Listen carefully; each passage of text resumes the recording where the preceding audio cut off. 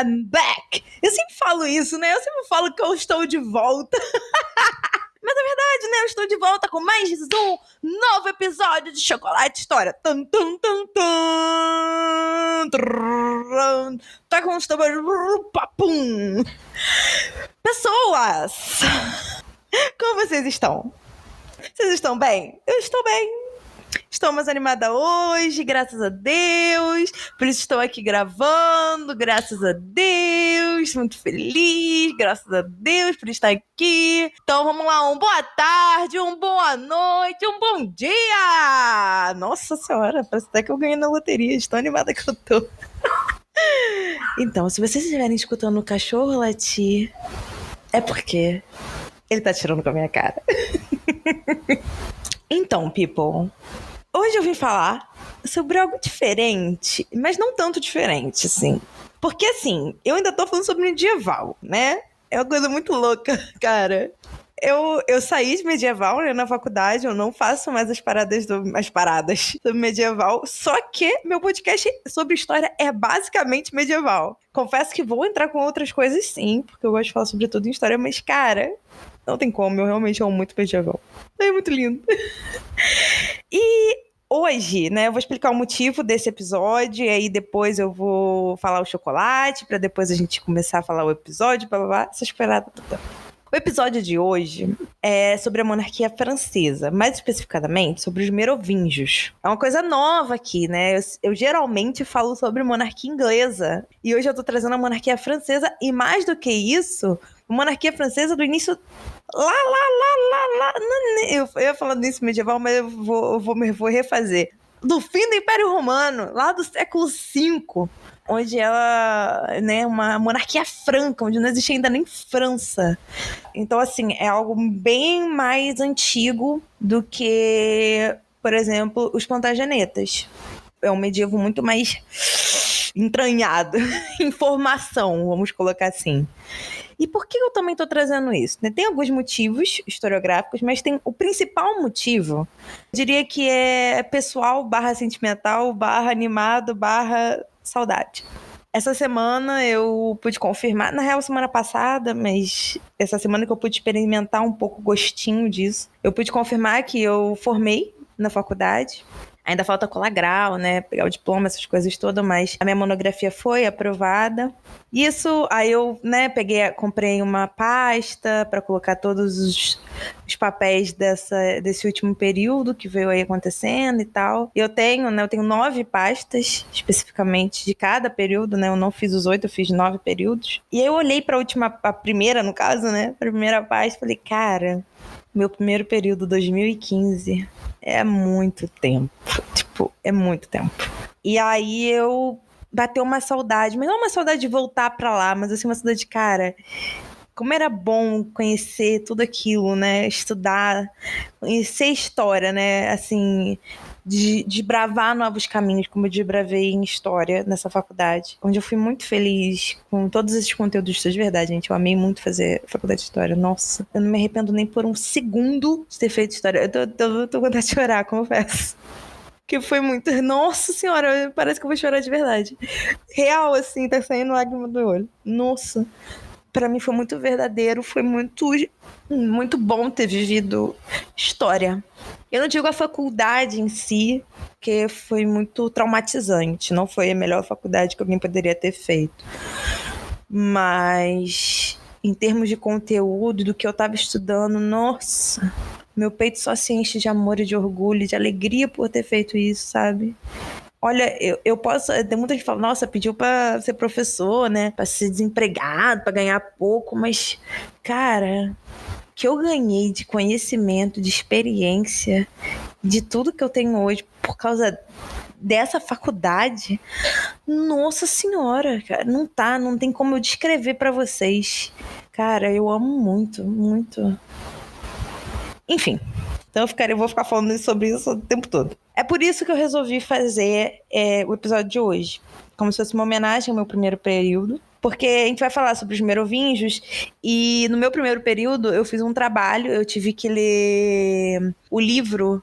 Tá aqui. Gente, desculpa se vocês escutarem o barulho de vento e o barulho da minha cadeira. Mas aqui é pobre, a cadeira é ruim e precisa, não tem ar-condicionado, precisa de ventilador na cara, porque esse calor do inferno de 50 graus do Rio de Janeiro tá foda. E enfim, voltando aqui, o nome do livro é A Realeza Cristã na Alta Idade Média. A Alta Idade Média é essa Idade Média inicial, vamos colocar assim, né? A gente pode dividir a Idade Média em alta, que é o início, até o meio, e aí do meio pro fim da Idade Média é baixa a Idade Média. É como se ela fosse subindo uma montanha, então a gente chega no topo, que é onde a Idade Média tá no seu auge, né, o feudalismo tá no seu auge, por isso que a gente chama de alta, porque ela tá fazendo esse caminho de subida, e aí é meio que esse auge é mais ou menos no meio desse período, né, desse século, foi a Idade Média, e a baixa é justamente quando ela começa a decair. Então a gente vai descendo, né? Vai como se fosse, tipo, descendo o morrinho. Então, alta porque tá subindo, baixa porque tá descendo. Então, não necessariamente porque já tá lá em cima ou porque já tá aqui embaixo. É o caminho que isso faz. Alta subindo, baixa descendo. Uma coisa interessante de falar, porque eu não sei se as pessoas sabem, né, e tal. Então, o nome do livro é esse. A Realeza Cristã na Alta Idade Média. Ele é um livro do Marcelo Cândido da Silva. E eu li esse livro lá no meu primeiro período, lá em Medieval 1, onde a gente fala da questão romana, como que os romanos influenciaram os reinos bárbaros e tudo mais. E a apresentação foi dia 9/12 de 2015, eu anotei aqui no livro. Que legal. Gente, muito bonito, cara. Eu guardo com um carinho isso, de verdade. Nossa, eu tô com vontade de chorar! Enfim, e aí a professora, né, que a gente acabou escolhendo esse livro, eu pude pegar. Eu acho que eu queria outro, mas acabei ficando com esse, não me arrependo. Esse livro é maravilhoso, se vocês puderem ler, leiam. É um livro historiográfico mesmo, ele é um pouco mais complicadinho. Sim, você tem que parar, reler. Acho que eu tive que ler ele 2 vezes para poder entender direitinho o que o Marcelo estava querendo dizer. Tem uma parte que eu não vou colocar no episódio, porque é uma parte muito complexa, sobre como ocorriam as divisões das cidades, né, no Reino Franco, entre os reis lá e tal. Quando eu chegar na parte dos reis, eu vou explicar. Vou passar essa partezinha pra vocês. Cara, e tipo assim, eu tive que ler acho que umas 3 vezes, sem brincadeira. Quando você entende, é genial. Mas quando tu não entende, tu vai ficar, quê? Aí eu não achei tão legal colocar. Posso até fazer um episódio só sobre isso, porque é realmente um negócio um pouquinho mais complicado. Não que seja em muita coisa de conteúdo, mas você tem que entender a dinâmica do rolê. E como eu tô jogando já uma coisada de coisa. Eu ia xingar melhor não, né, gente? Vamos manter a decência, mano. Como eu tô jogando uma coisada de coisa em cima de vocês, preferi tirar essa parte. Tirei algumas e tal. Eu tô baseada praticamente total no artigo, né? No pequeno artigo que eu fiz pra apresentar o livro. Era um seminário e tal, mas tinha que fazer a parte escrita pra dar pra professora. Então eu confesso pra vocês que esse episódio ele vai ser um pouquinho mais lido do que de fato gesticulado, falado e tal, porque tá tudo aqui, sabe? Eu tava lendo, eu tirei coisa, acrescentei umas coisas, organizei o texto, falei, será que isso entra, isso não entra? Organizei algumas coisas, coloquei, tipo, às vezes eu falo de uma coisa, falei, eles podem não saber o que é isso. Aí pesquisei, coloquei aqui dentro pra gente trabalhar, né, pra falar e tal. Mas ele praticamente vai ser mais lido do que, de fato, eu falando. Óbvio que eu com certeza devo falar alguma coisa e tal. Não vai ficar chato, prometo. Mas também tem que ser sincera, não posso simplesmente falar assim, gente, olha só, baseado nisso e vou ficar lendo e não vou falar pra vocês que eu tô lendo. É óbvio que eu vou falar, sabe? Graças a Deus é uma coisa que eu fiz. Se não fosse também eu falaria, tipo, olha, eu tô lendo um artigo de tal pessoa, eu vou deixar aqui o link e tal. Mas isso aí foi baseado na leitura que eu fiz do livro lá em 2015, tá? E eu também não quis alterar muito, justamente pra ter a essência da pesquisa que eu fiz, senão eu teria que reler o livro também, sabe? E eu acho que não ia ser legal, tipo, era pra deixar essa ideia, né, essa forma de fazer a história daquela Giovanna de 2015, que com certeza, gente, mudou do que eu sou hoje. Mudou muito. Eu provavelmente, sei lá, tinha 16 páginas, eu passei para 8. Se eu tivesse fazer esse trabalho no 8º período, com certeza não teriam 16 páginas, provavelmente teriam 8 páginas. Então, assim, é para mostrar para vocês que a gente muda. E que tá bom mudar, e que é ótimo mudar. Entende? Mas que a essência aí continua. Ai, gente, eu tô muito feliz de estar fazendo isso. Sendo muito legal, de verdade. Então, é meio que uma homenagem ao meu primeiro período e tal. Eu gosto de fazer isso, algumas vezes eu vou fazer isso. Eu já fiz com o Thomas Becket, se você não assistiu. Se eu não me engano, é o terceiro episódio de Chocolate História. É o primeiro que foi a minha apresentação, o segundo que foi sobre Henrique II e o terceiro que é sobre Thomas Becket. Só colocar Thomas, o Chocolate História 02, que você vai ver. É muito legal também. Foi baseado num pequeno artigo que eu fiz também para uma matéria minha. Mas aí eu também fiz algumas análises por fora e tal. Mas foi bem legal. Então, se quiser, escuta lá que vai ser bem legal. Chega de enrolação. Ah, não! Quem chega de enrolação? Chega de enrolação pra isso, mas vamos falar do quê? Vamos falar do chocolate. Vamos falar do chocolate. O chocolate de hoje, gente, vai ser um chocolate. Basicamente é chocolate com amendoim. Mas você pode comprar, por exemplo, o shot, que é chocolate com amendoim, que é mais fácil. Mas se você quiser fazer em casa, derreter o chocolate ao leite e jogar amendoim sem casca e tal, fica muito bom também. Por que eu tô falando desse? Por que eu escolhi o shot ou o chocolate com amendoim, né? O que sai mais barato. Talvez o shot seja mais fácil. É mais barato e em tempo, em dinheiro, talvez seja ele.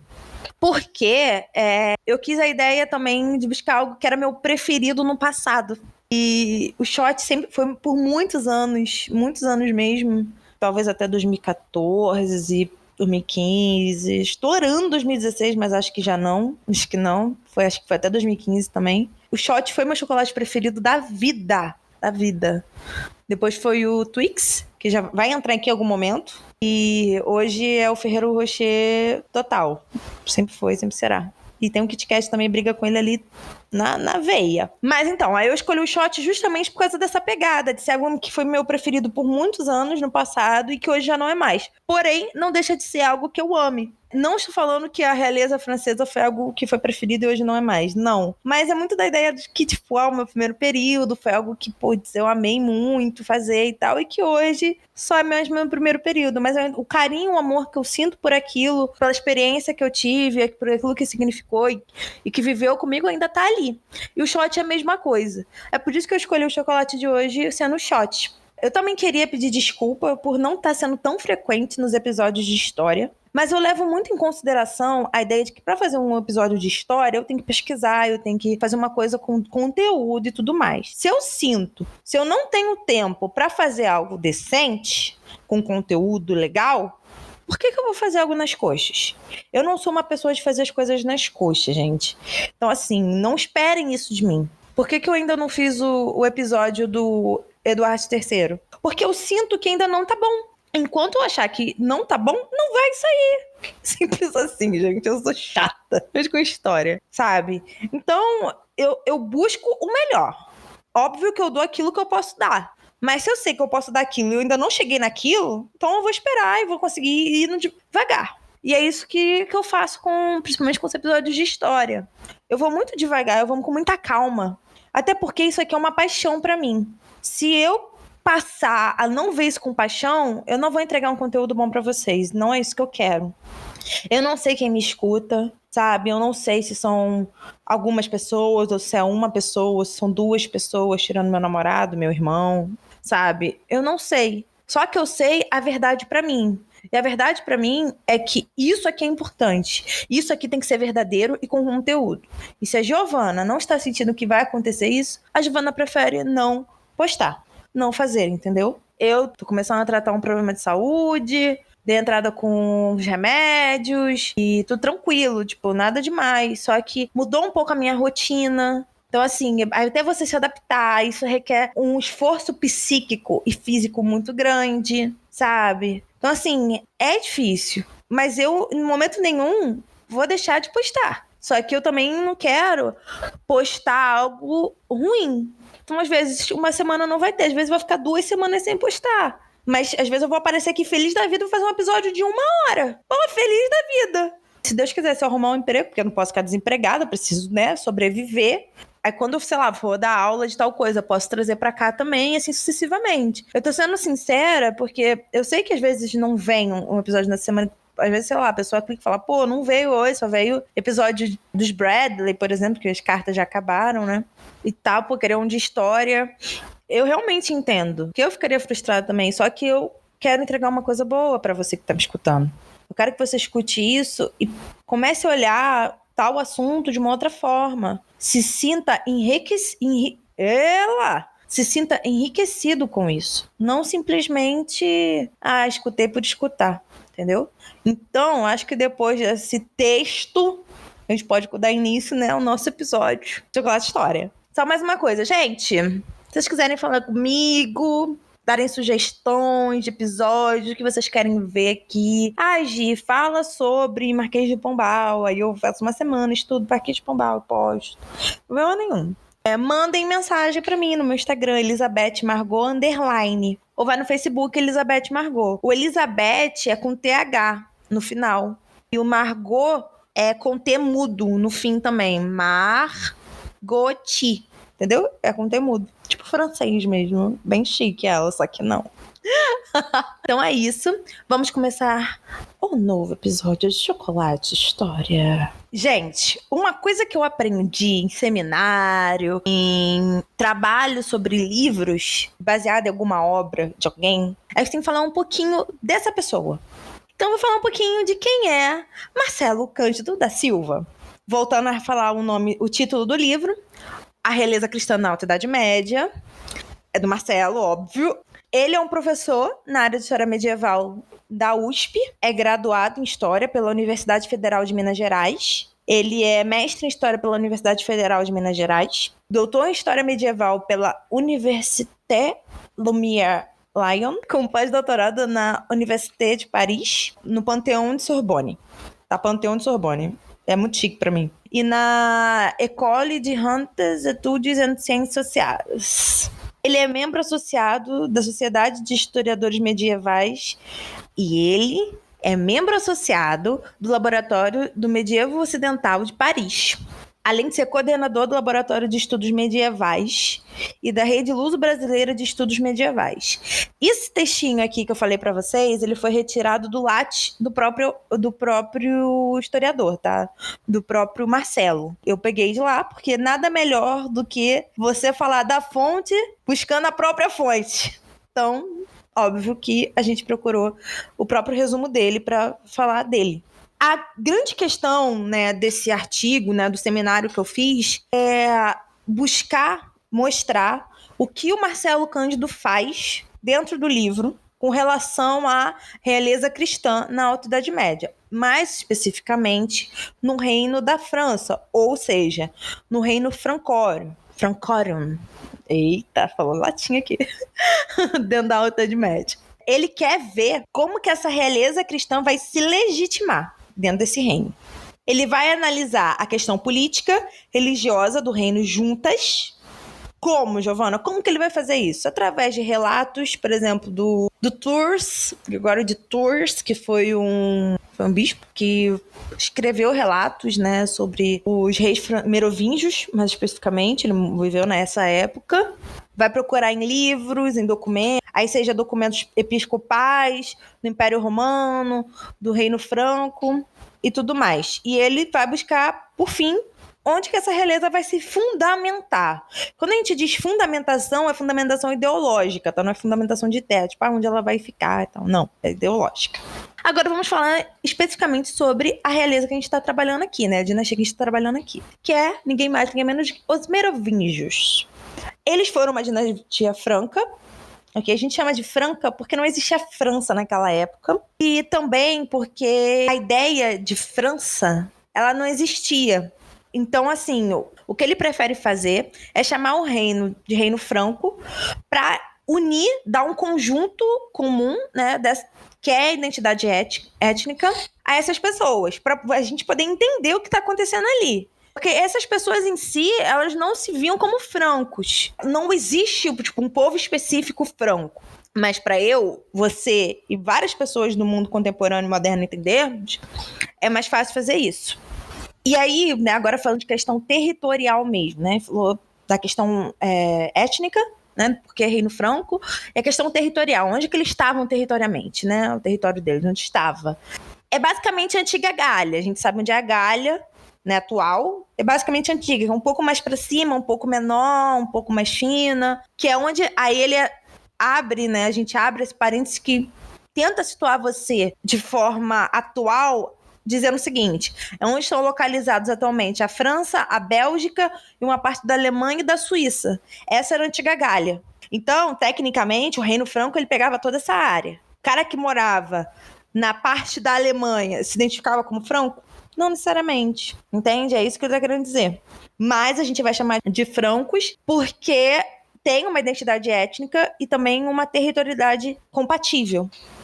Os merovingios ficaram no poder, governaram desde a metade do século V até a metade do século VIII. E os seus governantes se envolveram com muita frequência em guerras civis entre os ramos familiares, ok? Eles brigavam entre si. Então, às vezes, eles ficaram muito conhecidos, os merovingios ficaram muito conhecidos por serem reis muito ditatoriais, de guerras civis e tal, muitos bélicos. Justamente por isso, terem tido muitas guerras civis nesses períodos. Para simplificar, né, e aí fechar a ideia da dinastia num geral, que eu não vou falar dela por completo, eu vou falar do fim dela. Como que se deu o fim da dinastia merovingia? Foi um ato progressivo e ela acabou se tornando meramente cerimonial. Esses reis acabaram se tornando cerimoniais. Tipo, um rei ali de... faz a cerimônia aí, investe o cara, torna o cara cavaleiro, faz a cerimônia de suzerania e vassalagem, tá bom. Só faz isso, só. Eles passaram a virar isso ao longo no fim da dinastia, lá pro século VIII. E aí, qual é o fim, de fato? Foi com um golpe de Estado, que quem deu foi o Pepino Breve. O nome do cara é, de fato, Pepino. Aí o apelidinho, né, que no medievo a gente sempre tem um apelidinho e tal, é o Breve. Pepino o Breve. Gente, é literalmente isso. Sério, não tô brincando, tá? Eu não tô brincando, de verdade, Pepino Breve. Que ele formalmente tirou o Childerico III. E aí, com o Pepino, a dinastia carolíngia se deu início. E aí, a gente usa a dinastia carolíngia, e eu espero que você já tenha associado ao nome, mas é essa dinastia do Carlos Magno. A gente vai chegar lá. Não nesse episódio, mas em algum momento a gente vai falar de Carlos Magno. Eu tenho duas curiosidades, né, pra falar, que são bem legais. Os merovingios, né, eles eram conhecidos pelos próprios contemporâneos como os reis dos cabelos longos, porque eles não cortavam os cabelos para parecerem como os líderes tribais dos francos, lá antigamente. E aí fazer até uma distinção entre os cabelos curtos dos romanos e o cabelo curto do clero, que tinha, né, esse costume, né? Os romanos e o clero geralmente tinham cabelos mais curtos, e eles não cortavam justamente para ter esse tipo de distinção.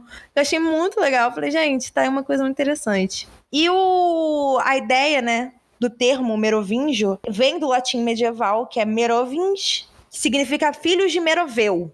Não é atestado, tipo assim, não é oficialmente atestado de que significa exatamente isso, mas ela realmente tem esse tipo de ideia, ser filho de algo. Porque se a gente pegar o nome da dinastia em inglês, né, do antigo inglês, que é Merovingi, esse final ing, ing, ele é um sufixo patronímico. O que é isso? É onde entra no nome um componente pessoal baseado no nome dado do pai e do avô. Ou basicamente do pai, né? Se fosse avô, seria avonímico. Ou seja, um ancestral anterior. Ou seja, novamente, o nome da dinastia, ela leva um nome do pai do rei atual. Como se fosse Meroveu. Então, muitas vezes, e isso aí é realmente já mais uma lenda, não tem muita fonte, falam que o primeiro rei dos merovingios foi Meroveu. E daí que veio a dinastia merovingia, que todos são filhos de Meroveu.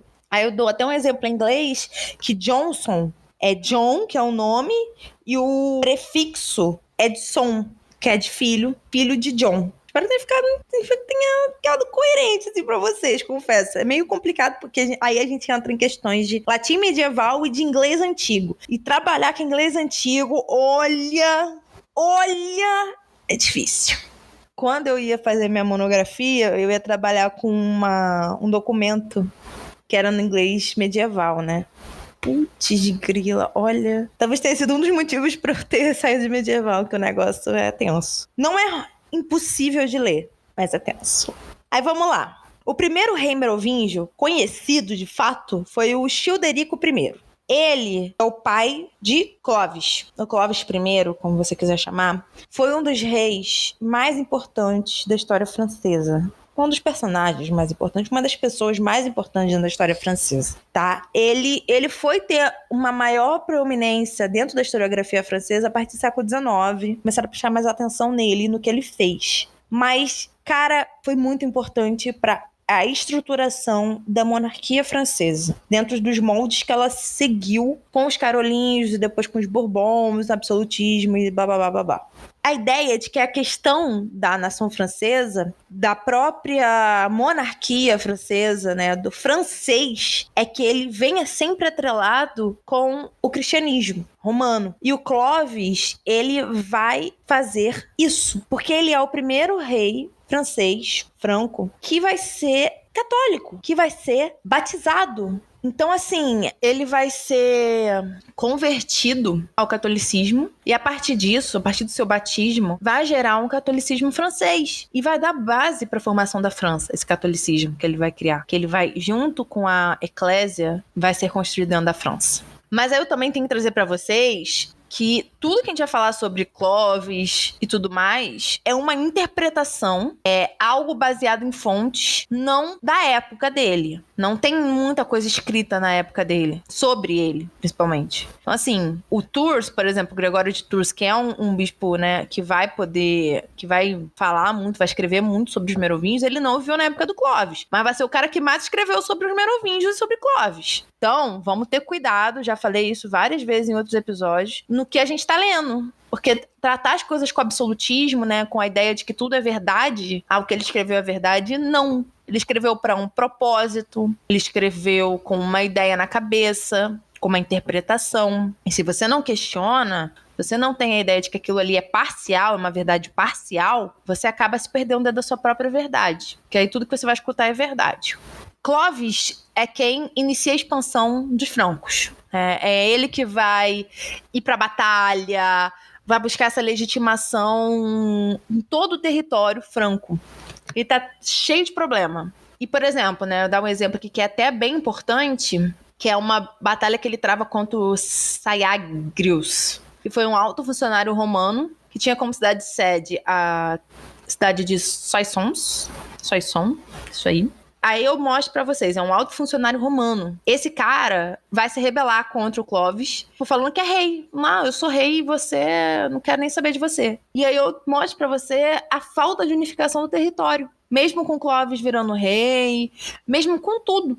Então, assim, não é algo ainda unificado, não é algo ainda certo, concreto. É isso que o Clovis vai atrás. Agora, a gente também tem que entender como que ele vai trabalhar a ideia do legado romano. Ele, por exemplo, continua vendo a hierarquia romana. Como assim, Giovanna, continua vendo a hierarquia romana? Ele continua levando em consideração essa hierarquia. Ele respeita um alto funcionário romano, ele respeita um clérigo, ele respeita um bispo. Ele vai brigar com outros povos na Gália, em outros territórios para anexar. Ele vai se associar à autoridade imperial para legitimar essas conquistas dele. Mas, Giovanna, se o Império Romano caiu, como é que ele vai tentar se associar à autoridade imperial? Quem dá uma autoridade imperial a alguém é a Igreja. A Igreja é o Império Romano agora. O Império Romano, como Estado, caiu. Só que a Igreja continua viva, e muito viva, por sinal. E ela vira o Império Romano agora. E ela decide quem vai se associar à autoridade imperial ou não. A autoridade imperial não significa virar imperador. Clovis vai buscar uma ligação, uma legitimação com a memória e vai fazer laços, né, com o Império Romano do Oriente, que ainda está estável, que ainda está vivo. Ele não vai esquecer o outro lado ali. É mais fácil você se aliar até o cara que está mais longe do que não se aliar a nada.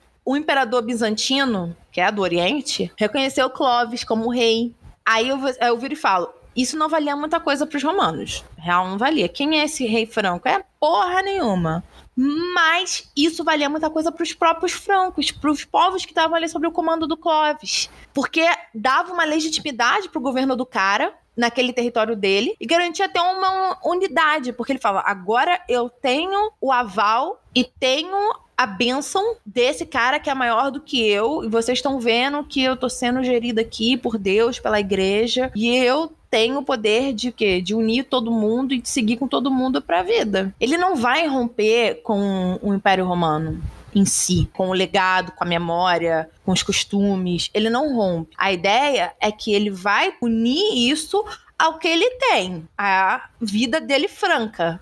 Os francos, eles acreditavam de fato que as Galhas, que eram seus territórios, só estariam de fato seguras e unidas se tivessem esse selo do imperador, se tivessem ali o aval do imperador. E a gente vê o Clovis andando para isso, né, para essa visão, buscando um sistema hierárquico que não traz uma questão de inferioridade, tipo, nós francos somos menores que a igreja ou que o Império Bizantino. Não, como se o poder imperial fosse um pai, fosse uma mão apoiadora, uma mão acolhedora, uma mãe, sabe? Tipo, ele está acima de nós, mas ele nos acolhe, nos ajuda, nos dá poder e legitimação para poder estar atuando aqui. É assim que ele vai tentar trazer a ideia do império e da influência romana da igreja e do Império Bizantino para dentro do território franco. Aí, por exemplo, ele cria a Lei Sálica, que é uma lei bem famosa. Ela vai regular, né, os aspectos da sociedade, da vida em sociedade. Ela estava em latim, ela foi inspirada no direito romano. Aí o que a gente consegue ver com isso? A gente vê uma intenção de organização jurídica de forma específica, efetiva, tem uma intenção de unir territórios governados por ele, de uma forma como? De uma forma de organização romana. Ele está buscando os aspectos romanos para tentar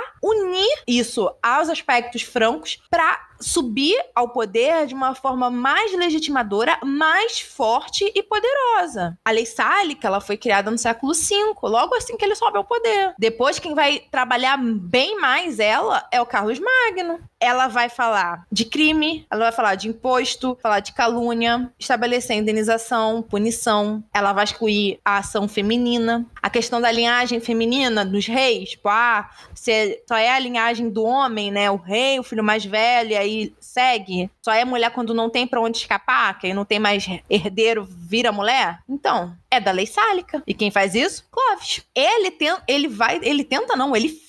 cria essas bases pra se ter um poder monárquico, uma ideia de monarquia forte e eficaz, que funcione. Nem que para isso ele tenha que se unir às questões e aos legados romanos. Aí o Procópio de Cesária, né, diz, se eles não tivessem se atrelado à legitimação, né, se aparado, se juntado à legitimação do império, seja ele Império Bizantino, como a gente viu lá o Imperador Bizantino reconhecendo o Clovis como rei, ou o Império como legado do que o Império Romano Ocidental deixou, se ele não tivesse atrelado a isso, do Império, eles não conseguiriam ter mantido a Gália unificada, ele não teria conseguido manter o poder dele. Então é isso que Clovis faz no modo geral para se tornar um rei forte, agente que une o território em que ele governa. Ele usou dos poderes que ele tinha, dos artifícios que ele tinha, que era o quê? Era Roma, era o legado romano. Não importa se já era de uma Roma que não existia ou se era de uma Roma que existia.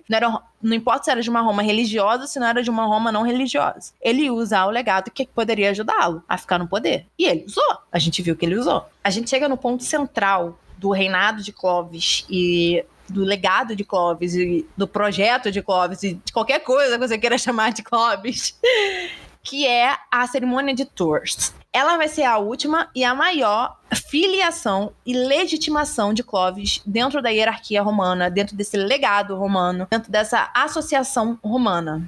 Essa cerimônia, ela vai vir depois da vitória dos francos em cima dos visigodos e é vista com uma grande importância, pois é a partir daí que, vai ser dado títulos honoríficos a Clovis, que vai ser, e que era, né, na época do Império, uma prática comum aos aliados do Império. Então, ou seja, ele vai receber títulos honoríficos dos romanos. Ele vai receber o título de cônsul honorário, lembra do que era cônsul, né, Senado e tudo mais.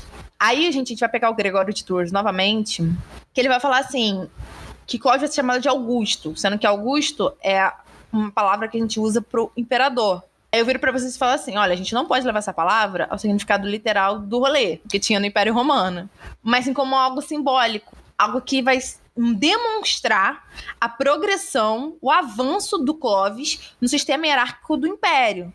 Ou seja, ele tá subindo. Ele tá bem lá em cima. Isso não significa que ele vai ser imperador, coisa do tipo, porque o imperador de fato não existe mais. Mas que ele tá chegando lá em cima, ele tá. Aí você olha pra mim, Giovana, mas que cerimônia de Tours é essa? A cerimônia de Tours é nada mais, nada menos do que o batismo do Clovis. Ele vai usar vestimentas parecidas com as dos romanos. Os romanos usavam em algum triunfo e tal, alguma vitória. Ele vai usar esse tipo de vestimenta. A palavra Augusto, que a gente já falou agora, só vai ser usada nessa ocasião, para dar legitimação ao momento. Ele agora não vai ser só um rei franco, ele vai ser um alto funcionário romano. Então, olha só, ele não é só um rei franco, ele é um alto funcionário romano. Ele pode ser os dois agora. Agora não tem essa de ser só alto funcionário romano. Não. Ele também é rei franco. Ele vai utilizar dessas duas coisas, podem ter certeza disso. E os seus herdeiros também. E aí a ideia de que assim, né, aí é bem interessante que eu trago aqui, é que ele não estava interessado no passado romano. Isso para ele não era interesse. Roma tinha morrido. Mas ele está interessado no futuro franco, no futuro dele como rei e dos seus herdeiros. E ele sabia que fazer uma associação com o poder do império lhe daria uma legitimação, uma fortificação a mais para unificar o seu reino. E ele o fez. Tanto que a cerimônia e todas essas questões, esses parâmetros da cerimônia, né, Augusto, roupa e pá, ela só é dada, ela só é feita. Ele estava convencido de que o futuro franco era inseparável do império, tanto como legado ou como algo mais. Ele viu que a história e o legado podiam lhe dar mais poder. E foi o que ele fez. Ele não parou só onde ele achava que tinha que parar, não. Ele foi mais.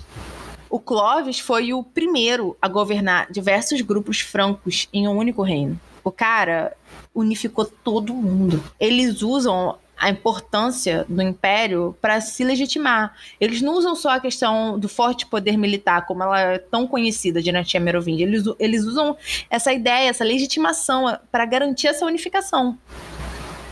E aí, voltando a reafirmar, essa legitimação do poder romano, né, do império, do legado romano, ela não é literal. Ela é uma adaptação. Ela é uma junção com os costumes galeses, com os costumes francos.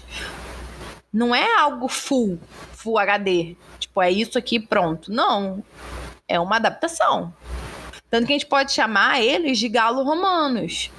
Que são galos de galeses e romanos. Porque eles unem as duas culturas, as duas relações étnicas.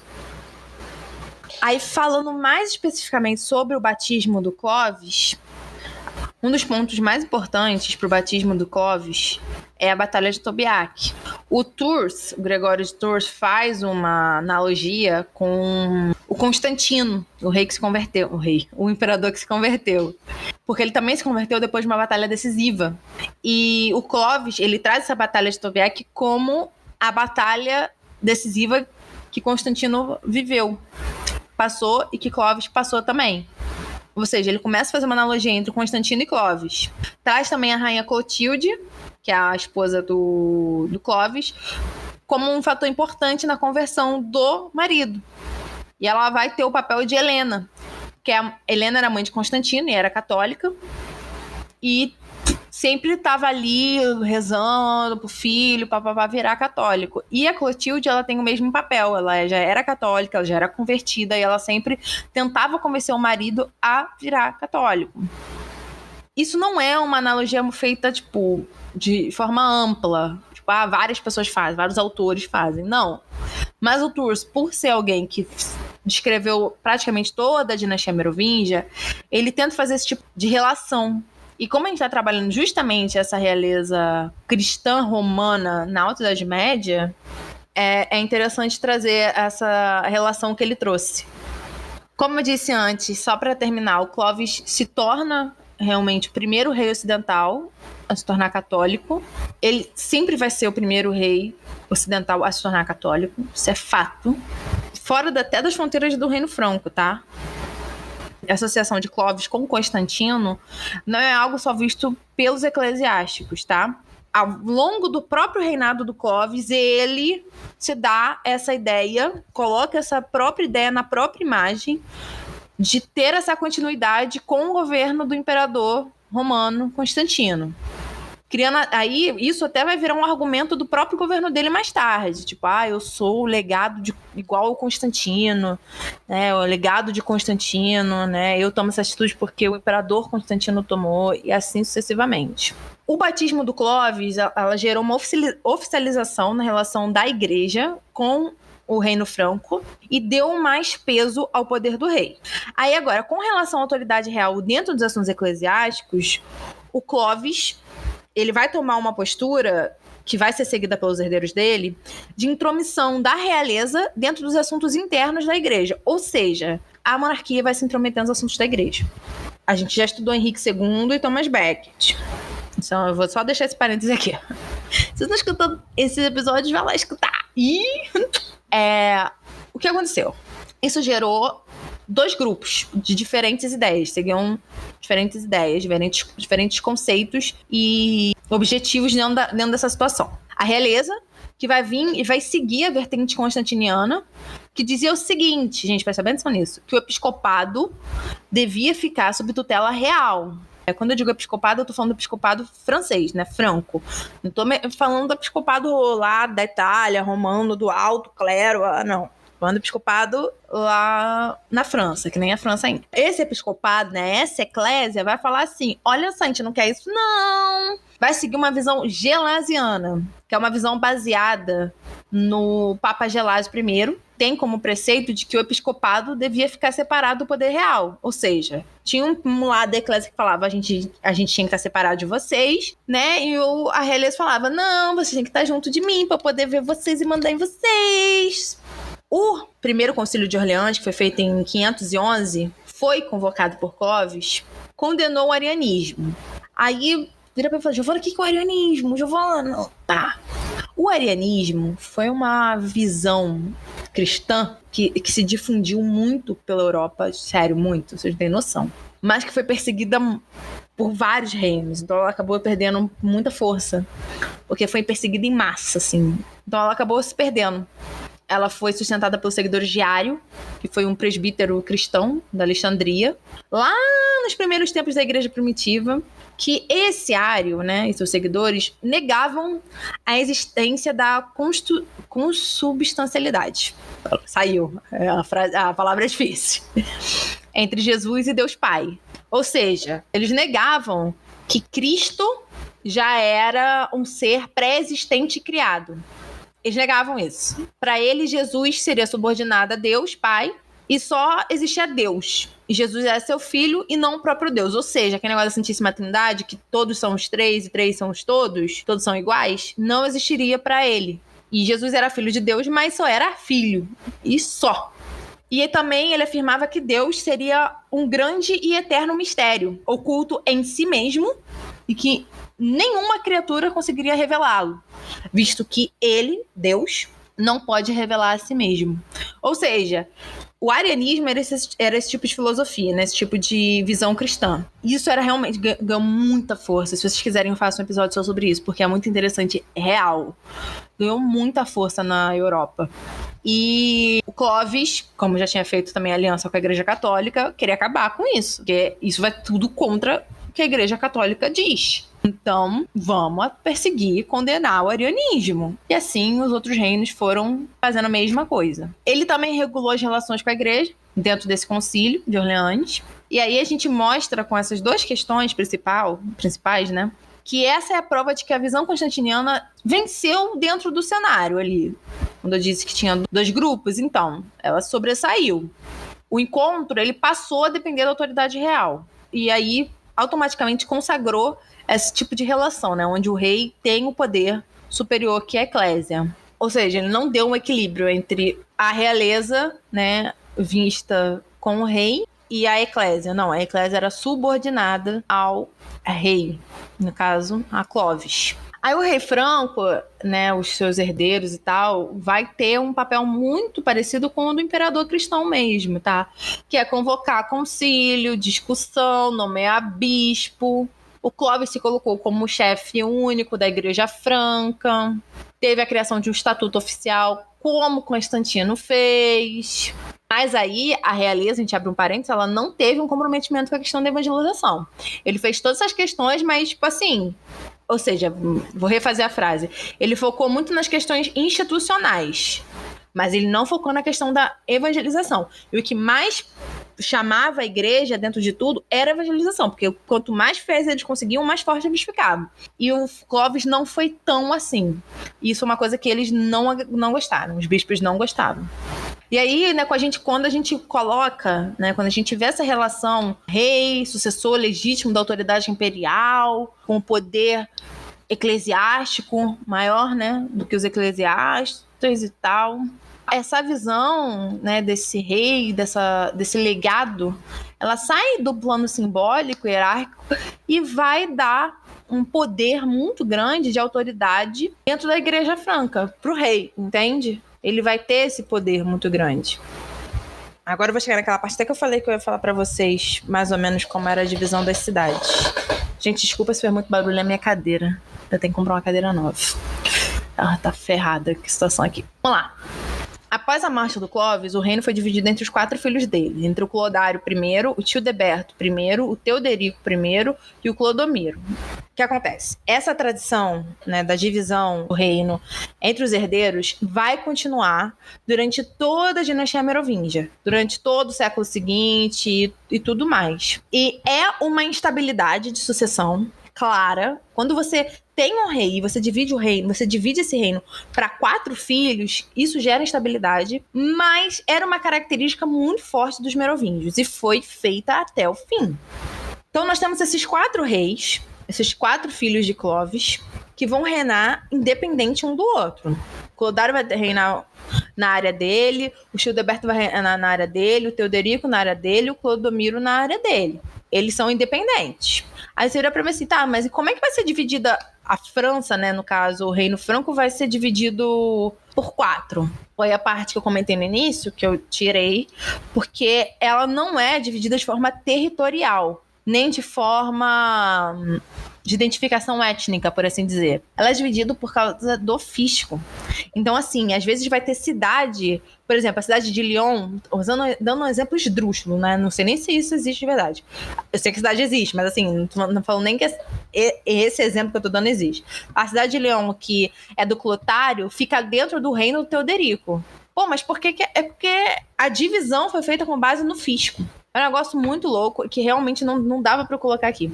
Então, se vocês quiserem, me fala que eu faço um outro episódio só com isso aí. Eu leio o livro de novo, essa parte, e faço, porque aí eu acho que seria mais interessante fazer uma parada um pouco mais densa.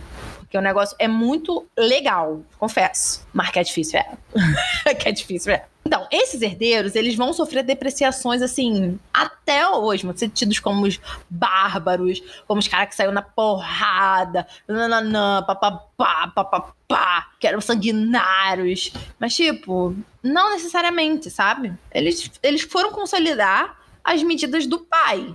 Óbvio que eles iam sofrer mais do que o Clovis, porque eram 4 reis agora, independentes, então vai ter conflito, gente, não importa. Somente que eram da mesma família. Se não fosse da mesma família, talvez tivesse menos conflito. No medievo, se tu é de família, tá dividindo poder, o negócio vai feder. Até rimou. No século VI, os francos eles já se encontravam em grande estágio de unificação e estabilidade real. E já estavam se tornando um dos reinos mais poderosos do Ocidente. Onde vários outros reinos ainda estavam em processo de unificação, ele já tinha avançado muito. Por que o reino, né, o reino franco conseguiu isso? Aí a gente traz aquela analogia de novo, né, de que os francos são herdeiros do Império Cristão do Ocidente. Tudo que Clovis trabalhou, agora ele está colhendo. Agora ele pode dizer que ele é um herdeiro do Império Cristão do Ocidente, né, do Império Romano Cristão do Ocidente. E aí a gente tem até um nome em latim para isso, que é o Imitatio Imperii. Que aí os herdeiros do Clovis, eles vão praticar medidas expansionistas com características constantinianas, porque eles têm esse poder, esse background para isso, com essa ideia de que o legado deles, né, esse background, vai ser baseado no que os romanos deixaram, porque eles são os representantes do legado romano aqui. Então eles têm esse poder. Então por isso que eles vão expandir. Vamos expandir, vamos expandir. Com a morte do Clotário I, e aí eu abro um parêntese aqui e digo que ele foi o único rei depois do pai dele, que foi Clovis, porque os irmãos dele morreram todos, e os herdeiros e tal. Guerras civis, enfim, doenças e tal. Então ele acabou sendo o único herdeiro. E aí ele reinou por todo o Reino Franco, e com a morte dele veio uma nova divisão do reino. E aí, a gente começa a ver uma divisão maior do episcopado franco, uma quebra de interesses, um conflito de interesses, uma divisão de bens e assim sucessivamente. Os herdeiros de Clovis e de Clodário não estavam interessados em assuntos eclesiásticos. Mas assim mesmo, com esse desinteresse, por exemplo, no segundo concílio de Orleans, o caráter constantiniano da realeza, né, dessa realeza que passa a ter poder em cima da eclésia, continua, ela é reafirmada. E a unidade tanto do reino quanto da Igreja Franca continua tendo esse peso em cima. Mas a gente também vai ver que o episcopado vai conseguir se libertar aos poucos. Mas isso vai depender também muito dos reis que virão. Só que a ideia é dizer que essa realeza constantiniana ela ainda não morreu, ela ainda não perdeu força. E agora, de fato, com a divisão do reino, né? Agora, de fato, a gente vai ver esses reis trabalhando, né? Porque com Clovis não teve, e com Clotário I acabou que ele foi o único a governar. O episcopado vai ter mais liberdade, porque são 4 reis, são 5 reis, né? São mais de um rei, mais de 2. Então, passa que começa a ocorrer subdivisões, ocorrer falta de diálogo. E a doutrina constantiniana ela vai ser mais criticada. A partir desse período, a gente começa a ver uma crítica muito mais eficaz e forte contra a doutrina constantiniana que a realeza detém. O Clovis, por ter sido o primeiro a se converter, por ter unificado o reino, né, por ter criado todo esse poder e essa base do Reino Franco, ele nunca vai ser criticado por ter seguido essa ordem eclesiástica constantiniana. Mas os herdeiros dele já são criticados. Já trabalham com grandes discordâncias dentro do bispado. Agora, voltando um pouquinho para os conceitos de Roma, né? Voltando um pouquinho para aquela questão da herança de Roma, os francos, eles, né, se apoiaram em conceitos, em construções herdados lá do Império Romano de Roma. O clero não tinha nenhum super papel na política franca até pelo menos o século VII. Os funcionários que dirigiam o governo eram laicos. A autoridade pública ela vai ter como a base dela a manutenção da paz, para consolidar, assim, o poder real. E aí fornecer a justificativa, a legitimação e a interferência real nas relações interpessoais, na sociedade. Esse poder real vai se tornar uma instância normativa das relações sociais naquela sociedade. Como? Com os tribunais, com o fisco. Então, a autoridade real não está voltada apenas para os caprichos dos governantes, mas sim para uma estabilidade das ações sociais. O interesse público vem quando a autoridade real trabalha no intuito dos interesses coletivos, quando as medidas são equânimes e universais, ou seja, os príncipes são guardiões dos princípios judiciários aplicados. A palavra público vem com vários significados nos documentos que o próprio Marcelo trabalhou. Então, ele vai sempre trabalhar a palavra público com interpretação, seja na colocação da palavra na frase ou na própria interpretação do contexto ali inserido. A palavra se liga várias vezes à palavra fisco. E aí entra uma grande discussão se há ou não uma separação do tesouro público e do tesouro do rei, que é o do caso privado. E vemos que há, sim, uma separação. Mas há uma altíssima possibilidade de que esses 2 tesouros possam se misturar. Por quê? Eles ficam guardados sempre no mesmo lugar. Além de, claro, ter corrupção, né? Isso é óbvio, todo lugar tem corrupção. Os clérigos também trabalhavam assiduamente para que nada desse tipo ocorresse dentro dos seus interesses, da sua instituição e do seu fisco, né, do seu tesouro. Então, a ideia de que o público passava a ser preservado pelos merovingios é real. De fato, eles preservavam isso. Aí a gente traz o termo utilitas publica. Pode ser chamado de utilidade pública. Está em latim. Esse termo vai se colocar para duas vertentes. A visão política e a visão religiosa. A utilitas pública na visão política vai ser usada desde o início do Reino Franco. Vai vir herdada de Roma, onde o dever real é voltado para o coletivo. Aí vai fazer o quê? Vai fazer esse Estado focar apenas na autoridade pública, na defesa, na integridade do reino, na questão política do reino. Já a utilitas pública, né, a utilidade pública na visão religiosa, vai tratar do episcopado com expectativas em relação àquilo que deveria ser aplicado na ação do poder real. Ou seja, expectativas do episcopado na ação do poder real. E aí a gente vai ver que vai ter sempre orientações, medidas, ações que vão estar ligadas à preocupação dos bispos em organizar a sociedade conforme os preceitos cristãos.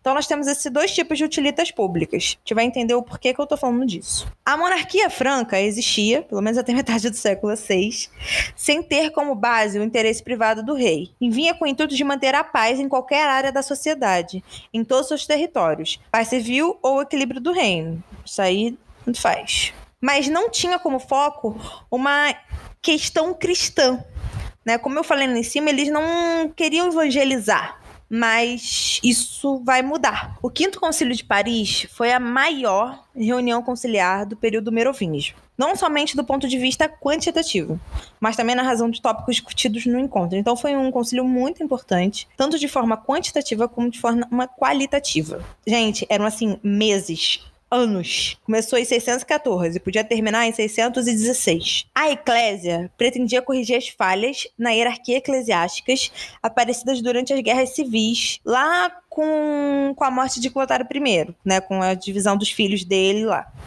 Que eu não falei, porque é muito nome e não tem sentido. E também ela queria contribuir para a homogeneização da legislação eclesiástica na Gália. Ou seja, ela queria que a hierarquia eclesiástica fosse corrigida, que foi toda desfigurada durante a Guerra Civil, e dar uma homogeneidade para a legislação eclesiástica já feita por Clovis, mas que já tinha também perdido algumas coisas durante as guerras e tudo mais. Clotário II foi o rei que governou todo o reino franco depois do seu avô Clotário I. Ou seja, depois do avô dele, Clotário I, houve as guerras e tudo mais. Aí o Clotário que subiu ao trono, Clotário II, e ele governou 70 anos antes. E o concílio foi feito justamente inspirado nele. Aí os bispos citaram 3 razões para que as deliberações fossem feitas em tal encontro. Por que tem esse encontro? Por que a gente está colocando isso em pauta e tudo mais? A primeira seria o interesse do príncipe, a segunda seria a salvação do povo, e a terceira seria para dar uma ordem à igreja. Essas 3 colocações para gerar o Concílio de Paris. Os bispos se acreditavam mais qualificados para traduzir e expressar o interesse do príncipe como um interesse público. Isso demonstra o interesse dele de participar ativamente da condução do governo, de ser agente dentro do governo político. Aí a gente usa a definição de utilitas públicas. Mas aí eu digo para vocês, olha, eles não conseguiram isso, eles não conseguiram tudo que pediram no Quinto Concílio de Paris. Essas guerras civis, elas se misturaram a um período de grande mudança, tanto na cultura política quanto nas relações de poder lá no Reino Franco. E esses conflitos, elas contribuíram para a cristianização da realeza e a noção da utilitas pública, a mudança, né? Dessas 2 utilitas públicas que eu disse. Começaremos pelo princípio que o fim dessas guerras contribuiu para a derrota política e militar dos últimos partidários da realeza constantiniana. Foi iniciada com Clovis, seguida por seus herdeiros imediatos e depois focada no início da guerra em Childerico I. Em segundo, vemos a partir de 550 uma crescente participação do episcopado em assuntos de Estado, começada e intensificada pelos bispos da Burgundia, com uma nova noção de exercício de governo e uma nova forma de legitimação. Essas guerras civis foram mais que uma disputa entre 2 ramos de dinastia reinante. Não eram simplesmente resultado de um ódio privado. Elas foram conflitos ideológicos com objetivos para conseguir a hegemonia do Reino Franco. De um lado, Childerico, carregando toda a ideia de uma realeza constantiniana, com divergências entre si, tendo uma política pró-bizantina imperial, e do outro se encontrando Contrão, com a ideia nacional e episcopal que se tornava hostil com relação a Bizâncio e ao Império. Contrão é irmão de Childerico, né? São irmãos do mesmo pai, e aí dividiu o reino, aquela parada toda. Childerico queria segurar o controle absoluto do rei sobre toda a administração e não dar voz aos bispos. Já Contrão buscava o apoio do episcopado e incluía sua participação do episcopado, né, óbvio, no governo do reino. Os herdeiros de Childerico foram os vencedores da Guerra Civil, porém não seguiram o ramo que o seu genitor seguia. Então, gente, acho que só para dar uma pausa aqui, Childerico e Contrão são filhos de Clotário I, ok? Foi dividido. Clotário II é neto de Childerico, tá? E o Contrão, no caso, seria tio-avô do Clotário II, só para ficar mais coisa. O Clotário II buscou as mesmas doutrinas políticas de Contrão, procurando o apoio da aristocracia eclesiástica e secular, que fez uma vitória decisiva sobre seus rivais. Essa mudança de atitude dos reis merovingios em relação aos bispos foi acompanhada por alterações das relações desses monarcas com o império, tá bom? Mas não houve uma ruptura em si, nem tensões que exigiram algum tipo de guerra, algum tipo de mudança drástica. Um novo termo passou a ser usado, a res pública, né, no caso a coisa pública, se tornou fundamental e contribuiu para dissolver a hierarquia contida na noção do Império Romano. Ou seja, a ideia de império passou a ser res pública, que havia sido usado por muitos anos. Então, ou seja, a gente houve essa troca de nomenclatura. Em vez de agora a gente seguir a ideia que Clovis trouxe de império, de legado, a gente vai seguir a ideia de coisa pública, de res pública. A gente não saiu da mesma ideia de legado romano, a gente só está mudando como a gente está vendo esse legado, tá bom? Também vemos uma nova designação feita com o Quinto Concílio de Orleans, onde o rei passou a ser chamado de príncipes. Isso dá um forte indício de significar que a eclésia viu o monarca como chefe da igreja da Gália, mas não como imperador. Ou seja, você é um príncipe daqui, mas não um príncipe de tudo, não imperador, entende? Príncipe é a ideia do lugar, imperador é tudo. Os reis merovingios descobriram na Igreja Franca e no episcopado dela com grande fundamento dentro do reino. E não está mais ligado à ideia do Império Romano, entende? Ela agora já é ligada diretamente ao reino. Então, eles passaram a começar a romper com a ideia de imediato império, que eu trouxe, né? Essa ligação que faz. Agora, eles não precisam mais traçar essa ideia, essa associação com Roma, com o Império Romano, para ter essa legitimação. Na real, você se legitima dando autoridade para o próprio episcopado. A cristianização da autoridade pública entre os francos foi um processo longo que não pode ser caracterizado como uma data fundadora. Podemos, claro, a partir de um certo momento, identificar com mais força essa transformação e como se deu esse poder real, com os bispos e com a realeza e a sociedade. Isso ocorreu mais ou menos na metade do século VI, com a ascensão do episcopado, que passou a interferir com mais peso e frequência na vida política do reino. Na administração local, o episcopado adquiriu preeminência junto com os condes, com quem dividiam tradicionalmente o governo das cidades. As grandes reuniões conciliares passaram a tratar com mais frequência dos assuntos até então que eram subordinados à autoridade real, ou seja, os eclesiásticos passaram a falar de coisas que praticamente só o rei falava. Mas agora não, agora eles estão falando também. Os reis já não se colocavam mais contra os bispos, mas eles se associavam à eclésia. Eles se associavam às decisões da eclésia e tentavam unir suas decisões aos eclesiásticos. Ou seja, agora nós temos uma prática cristã se unindo ao poder. Então aí, nesse sentido, os reis merovingios, eles passam a governar com a política das utilitas públicas no sentido cristão, que é lá que eu falei. Eles passam a governar para a salvação. Essa relação de fidelidade com o povo durante o século VI e a cristianização das utilidades públicas só consolida o modelo de realeza francês, né, franco, que vai gerar o modelo francês de realeza, onde não só o povo tinha fidelidade com seu rei, mas como o rei admitia a fidelidade com a salvação das almas de seu povo. Ele passava a ser a função dele ali dentro. E, por fim, a consolidação de uma herança do Império Romano na realeza cristã se dá a partir do momento em que, além dos francos e dos reis se tornarem cristãos, os reis aceitaram a participação dos bispos em assuntos políticos e também inseriram a ideia de que seria a responsabilidade dos reis a salvação das almas e de sua comunidade de governo. Esses elementos que originalizam a realeza cristã são os pontos cruciais dela mesma.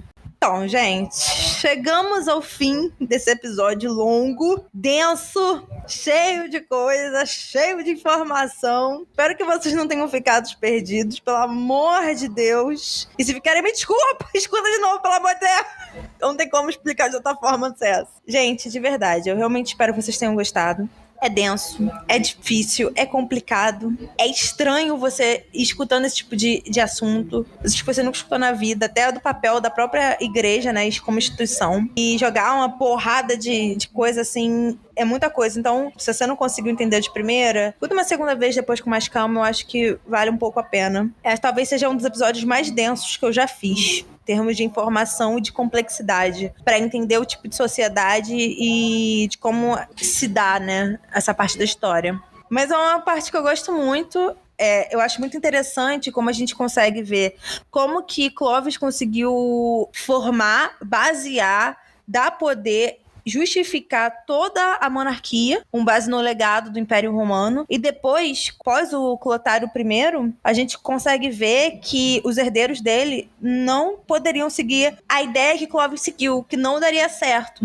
Muito pelo fato de que a igreja já estava tendo muito poder. Então, e com essa ideia constantiniana, né, com esse legado constantiniano de que o rei mandava e tal, isso não ia dar muito certo. Então eles precisavam se refazer. Mas eles não se refizeram de um jeito diferente. Eles usaram o mesmo legado romano, só que de uma outra forma. Usaram a coisa pública, a utilitas pública numa visão religiosa, não mais uma visão apenas política. Eles foram só utilizando outros termos e outras formas de legado para poder justificar as novas ações. Mas tudo com base no Império Romano e tudo para fortalecer aquilo que já tinha sido construído, sabe? É basicamente isso. Tudo que eu expliquei é basicamente isso. Eu também fiz esse episódio, porque daqui a pouco eu vou fazer o episódio sobre os reis taumaturgos e há uma comparação muito forte entre a monarquia francesa e a monarquia inglesa. Eu precisava também dar um background para vocês de como é a formação, a fundação da monarquia francesa, até a relação dela com a própria igreja, como eu já mostrei um pouco nos podcasts sobre a Inglaterra, sobre os reis ingleses. Mas preciso me aprofundar mais também. Então, eu realmente espero que vocês tenham gostado desse episódio. Se com alguma dúvida, qualquer coisa, gente, por favor, entre em contato comigo. Elizabeth Margot _ no Instagram, no Facebook Elizabeth Margot. Não deixem de entrar em contato, de falar. Se vocês quiserem que eu fale sobre alguma coisa que eu citei nesse episódio, que eu não fui tão profunda, me falem que eu cito, que eu faço um episódio único, tá bom? Eu acho que é basicamente isso. Um beijo e fique com Deus. Tchau!